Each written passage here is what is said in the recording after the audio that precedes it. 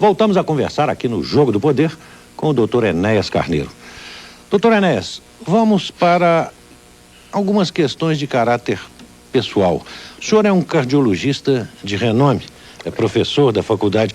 Como é que foi a sua infância? O senhor veio da classe média, veio da classe trabalhadora.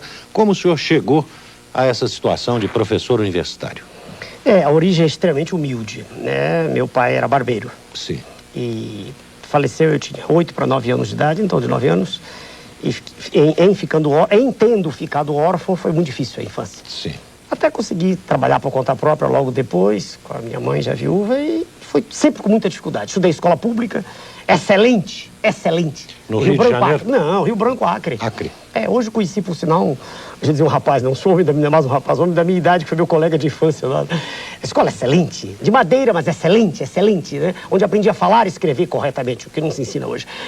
E o resto é muito difícil. Eu fui do exército, fui militar, né? E aprendi a mandar e a obedecer também, a ter respeito pelos outros. E fiz lá em Belém, fui para Belém do Pará. E de lá para cá, fui para o Rio de Janeiro. No Rio de Janeiro fiz medicina, fiz matemática e física e a formação humanística também no Rio de Janeiro.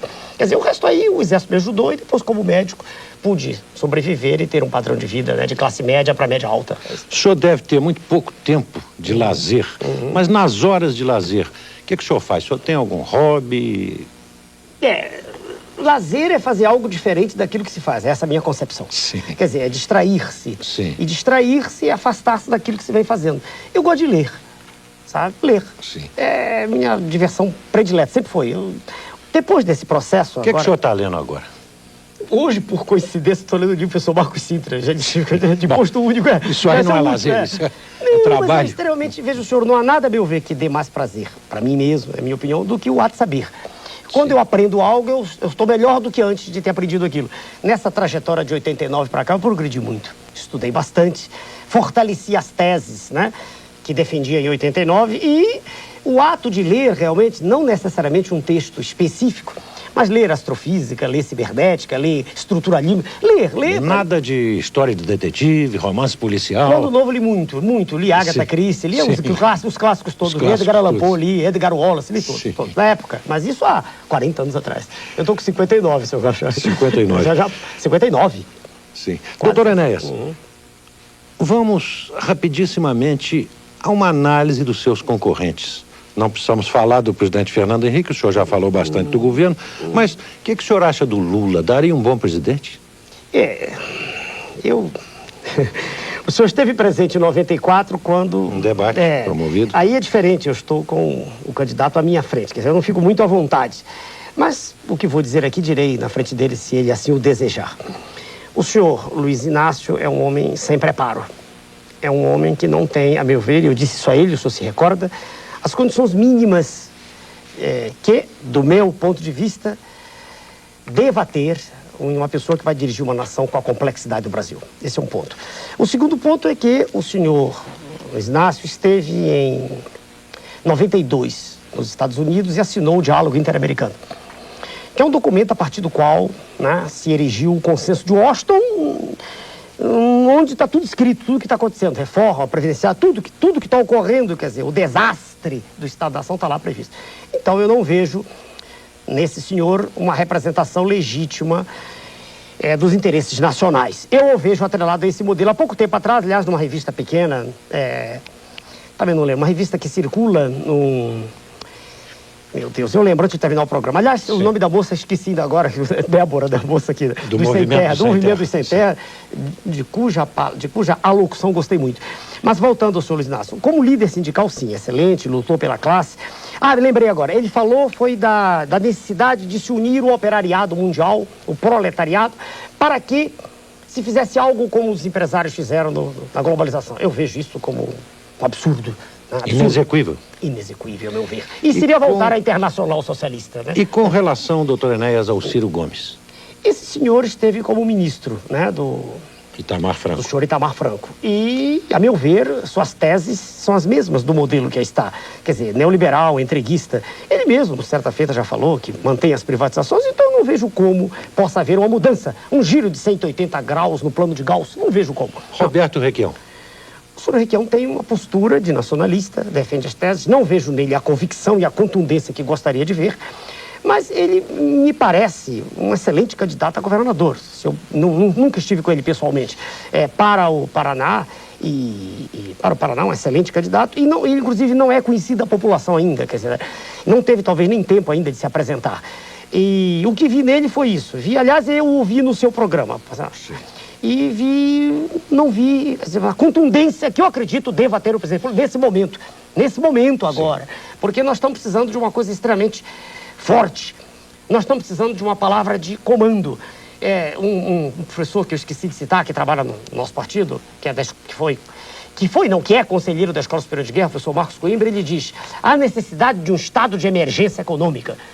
É preciso ter coragem para tomar posição, senão nós vamos caminhar para o abismo. E o ex-presidente José Sarney? Sua Excelência o Presidente, e citei ainda agora, teve um dos momentos mais belos da história do país na sua mão, né? Na sua mão dele, né? Sim. Um dos momentos mais belos. Sua Excelência tinha tudo para endireitar o Brasil naquele momento. Ele tinha o povo todo do seu lado, o que é difícil ter. Tinha, o que eu pretendo ter. Ele tinha as forças armadas, tinha a classe política. Até os economistas ortodoxos, o senhor se recorda, curvaram-se naquela ocasião. Meu Deus, ele venceu a inércia inflacionária, era só prosseguir. Então eu fico triste de ver que naquela ocasião passou o bonde da história na porta de Sua Excelência. Falta ainda um candidato a candidato, o Itamar Franco. Sua Excelência, o presidente Itamar, foi o gestor do Plano Real através de Sua Excelência o presidente Fernando Henrique. De modo que é difícil imaginar que Sua Excelência o presidente Itamar, apesar de ter tomado posições nacionalistas, uma ou outra, é difícil imaginar que ele tenha o pulso para virar isso. Né? Porque o que nós temos que fazer é virar a mesa. Não de cabeça para baixo. Cabeça para baixo ela está. Temos que virá-la e colocá-la sobre as pernas. Né? Então, não tem nada contra o presidente Itamar, nada, a não ser isso. Inclusive, ele sempre defendeu posições desse gênero, mas deixou que fosse privatizada a Uzi Minas também, né? Também. Então, doutor Enéas, o judiciário está precisando de uma ampla reforma. Justiça hoje é só para quem tem dinheiro? O problema é muito complexo. Se o senhor permitisse, eu preferia que isso fosse... porque essa análise é longa. Por favor. Não, ela é longa, ela não é breve. Eu queria, se o senhor permitisse, fazer um comentário só sobre uma questão que eu estou sentindo o tempo passando, que não foi... Pode ser? Primeira coisa que eu não respondo. Não, a questão que o senhor abordou é seriíssima.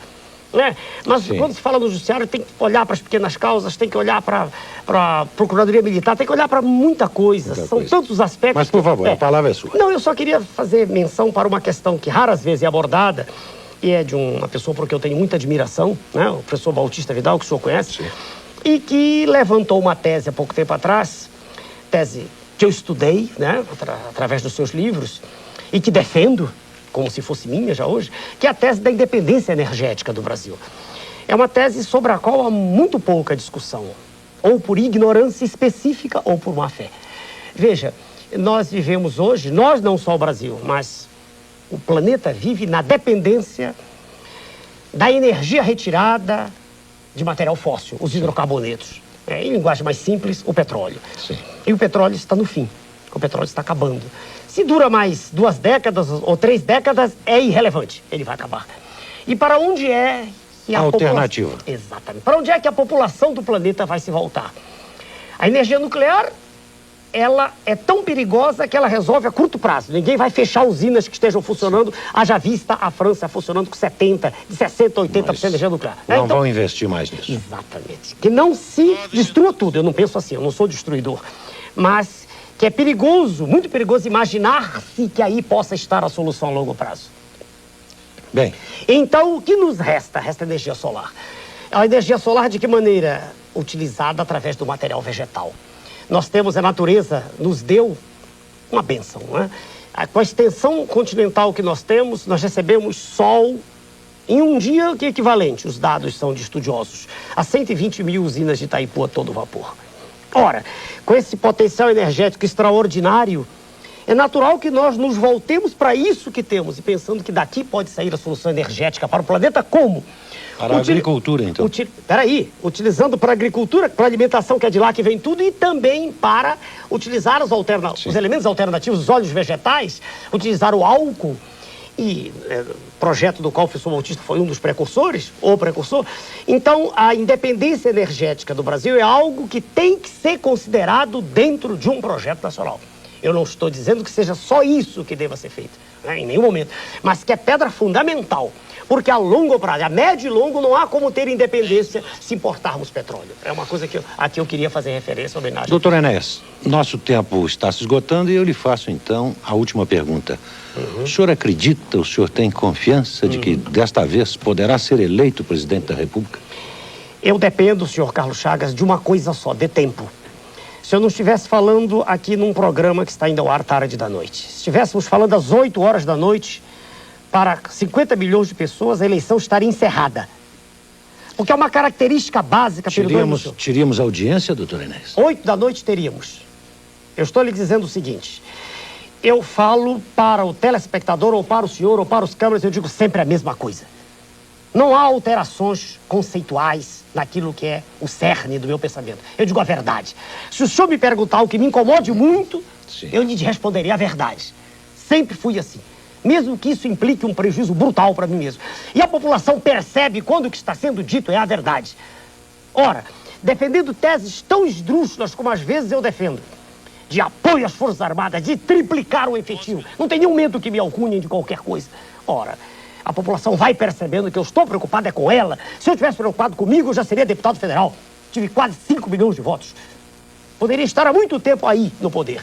Então eu creio que depende só de tempo. Então, se o senhor perguntar se eu creio que vou chegar, eu lhe respondi logo do início.